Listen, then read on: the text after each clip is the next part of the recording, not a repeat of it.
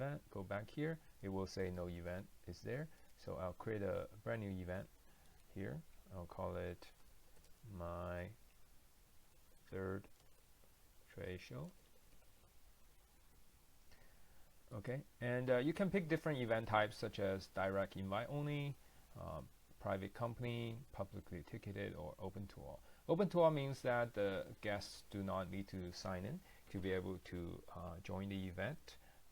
However, you could opt to use a password to make it a bit more exclusive.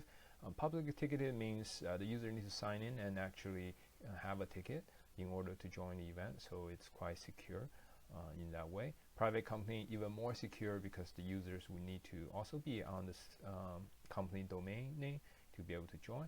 And then direct invite only means that only the people who you have invited directly by email would be able to access the event.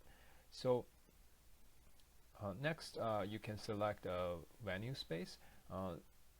So just for information, I have an event organizer subscription, so I can access the expo hall. So I will save it here. Later, I'll show you how to get your event organizer subscription.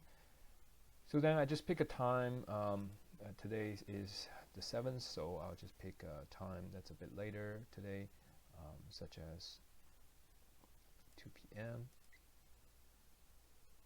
to 4 p.m. and I just say I'm so excited.